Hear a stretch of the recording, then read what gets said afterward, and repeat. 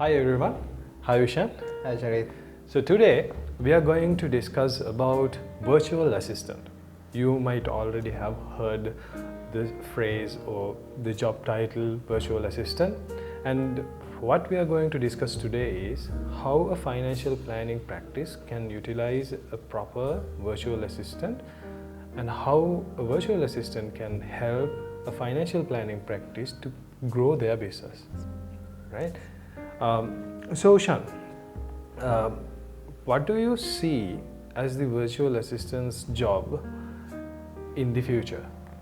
Yeah, I think virtual assistant someone that I would like to call him or her as like the jack of all trades, right? It's not like you don't have a defined role. You're pretty much you're gonna do like a full support from administrative to data mastery to customer relations. So anything comes your way, right? You should be able to handle it and do that at your best. Yeah. Right. I think that's kind of the role of the virtual assistant, right? Now, although technology is trying to automate most of it, right, but I still think the human connection is required. There are certain tasks, right? Virtual assistant also can use the technology to make his or her life easy, right? But there are still things where the virtual assistant, your physical person needs to be getting involved, right, to do it better and excel at it, right? I think that's where the virtual assistant role is, sitting at. Sometimes technology can take away all the stuff. Yes. But the human interaction and the emotions that we are putting in as an assistant, as a virtual assistant, I think that's something we cannot replace. Yes. Or even if we create something to replace it, I don't think it will be in decades time. Yes, exactly. Right? I think their skill set it's what's more valuable. That's like the first top thing, right? That's where you engage a virtual assistant as well, right? They having this diverse background. They mean it's even multiple industries, right? So having this diverse background with diverse range of skill sets from administration to client communication, everything in between, right? So I think that's a very useful skill, right? And tailoring that to the business across the industries, I think that's where they stand out. Yes, and also the again I'm talking about we are talking about this IQ and EQ previously. Yes. Like long time back, decades ago, it was only IQ that we were considering, and then now a lot of people are giving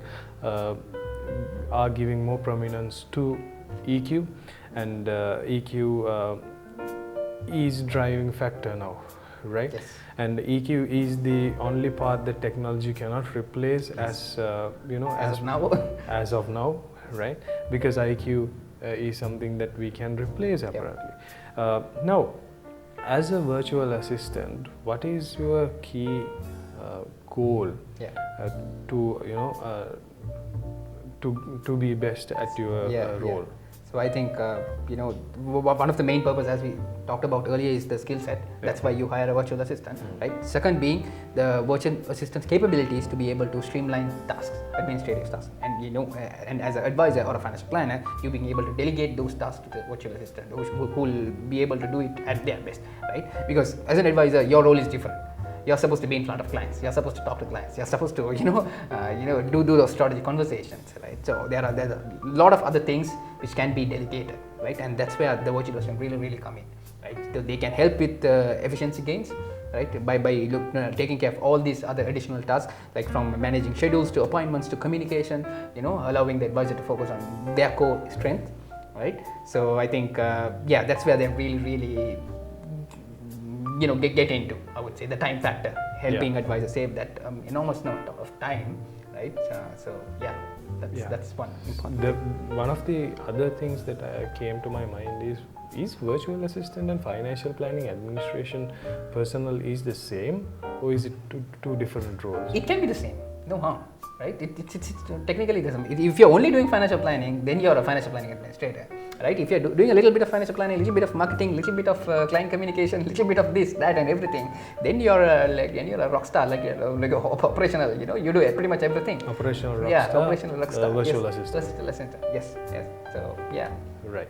And data management and mastery is one of the key points that we wanted to highlight in today's episode as well. So why data mastery or data management should be one of the key areas of virtual assistant? Yeah, so it's not only about streamlining this administrative task. The virtual assistant also need to be really efficient, right? They are. So that's how a very good virtual assistant is someone who can build that processes, build that systems, right? So they can even get their hands dirty. They organize things, process large data. I think that's also another add-on skill. How they can benefit the firm that they work for as well. So I think that's where they also right. Along with that, a virtual assistant is someone who is handling client relationships as well. On behalf of the financial planning practice, financial advisor, the virtual assistant is given that role in this industry. So do you think that it's a good thing?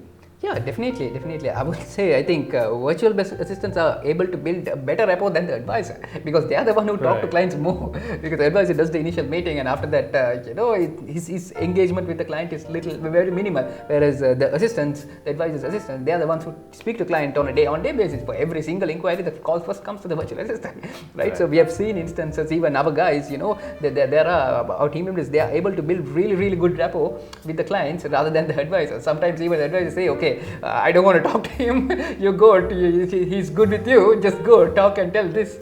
So those kind of conversations also happen. So they really master that art, I would say.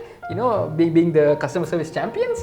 So I think that's also a really good skill, and that's also can save actually a lot of time from the advisor. They don't have to really be worried about answering every single call, because if they have a superstar there, right, to look after that, he or she can answer the calls on behalf of the advisor, look after text messages on behalf of the advisor, right? So I think it saves a lot of time for advisor as exactly, well, right? Exactly. Which means advisor can do more productive work and meet more clients, build more business, and build more business. In the meantime, even the advice given, advisor can take a while and think whether this is the exactly right advice, right? Whether this is effective or not, right? And also advisor will get more time to spend with the paraplanners to understand the strategies, whether they are correct or not, right? So because of that, we will the virtual assistants play a very key role there, right, in the financial planning practice. Right. Now, when it comes to the efficiencies of the virtual assistants, right, how can you measure the efficiencies is one of the questions. And also, how can you integrate virtual assistants with the technology? Because nowadays, let's say every website that you visit, it should not necessarily be like giant banks and all, but every small website that you visit, there will be a virtual assistant, there will be a chat box, right? And with all these technology comes into this place, and robots answering your calls in certain industries, how the virtual assistants job will evolve in the future, and also how you can manage the efficiencies of like human virtual assistant. Yeah, I think it's again to do with, it's a very good question, right? So first of all, I personally hate these all the chatbots and all having these automated messages. I personally hate it. When I want to find something, I can't get it. Right? They give them automated answers so hard, right? Still you can't get it. Yes. So I keep typing, connect me to an agent, right? So that's how I get it. So there is only to some extent those things can be done, right? So you really need that human connection afterwards, right? To ask like personalized questions and all those stuff, right? And at the same time, now virtual assistants, they're super smart, right? They're really capable of doing a lot of things, right? So even on technologically, they're advanced. They are able to identify new technologies. They are able to identify them and integrate on a day-to-day process, right? So they are capable of doing that. Yeah. So which means it makes things easier for them, and overall it helps to boost the overall productivity of the firm as well, right? So I think they are very good with using the tools, platforms. There are so many out there, right? For the, accounting to marketing to, there's so many. So they're really familiar. They have experience with all these hands-on, tools. So I think, that's where that's how they are ahead as well. So experience matters, what you're saying. Experience matters, yes, definitely. Right. So along with that, we will conclude today's episode. And in today's episode, we touched upon the role of virtual assistants and the importance of an experienced virtual assistant. Even though the technology is developing in a rapid phase, we need to understand the value in the human interactions and the human relationship building. Hope you got some good insights from today's video. Bye for now.